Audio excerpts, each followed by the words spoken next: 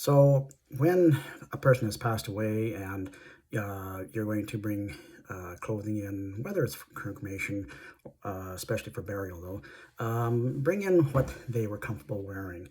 If they never wore a suit, don't put them in a suit. Just if they're in sweats, has a nice top, that's fine. Nobody sees below the waist anyways. But if it was a man and he wore a suit all the time, then that's fine. Make sure you bring the right size, because sometimes they swell up a little bit, so I bring one in a little bit bigger, usually 1770 ½ and if not, then the funeral homes ends up cutting the collar to make it fit so it doesn't look like they're choking. Socks is a big deal to me. I like socks.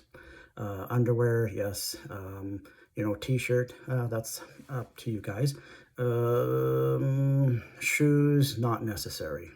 I've seen families bring in cowboy boots. Oh my goodness, very, very difficult to get on. Half the time they can't, so we put them between their feet. And then, good shoes, if they're leather, not a good idea, because the leather, even on cowboy boots, turn the ashes green. And so it's not a good idea. And ask the funeral director, and a lot of them will tell you not to bring that in, but if you're okay with that, then that's fine. They'll do whatever you wish. On ladies, a little more difficult, because ladies always like to look beautiful, and but if the lady has a small breast size, bring in a t-shirt. She doesn't need a bra, and otherwise we got to stuff the bra with cotton, to build it up to make it look nice. Again, panties, nylons, socks, is what I prefer to see.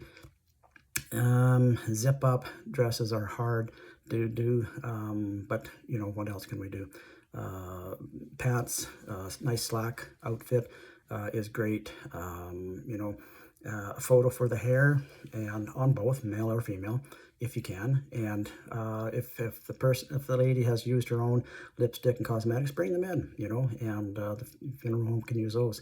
Now on male and female, if the person has wore glasses most of their life, then bring them in. But people have said to me, well, they're sleeping, and I said, yeah. Did I ever see my dad sleeping? No, but my dad wore glasses every day. So put them on, because that's that person. It makes a huge difference on their looks. Dentures, very important. People leave them in the nursing home. People leave them at home. And so when the body comes in, we know we have the permission to cremate or embalm, but we got no teeth. So then we have to set the mouth the way we think it should be. And so then 2-3 days later, after the features have set from the embalming, now they bring the teeth in and want them in. Very difficult to put them in and keep that nice natural look that we had. And so then we end up kind of gluing the lips a little bit together just to hold them, because it makes a big difference when you bring them in too late. And so yeah, if you can do stuff like that, earrings, bring them in, little tidbits you can lay with the person. Some people bring in little teddy bears, just things like that.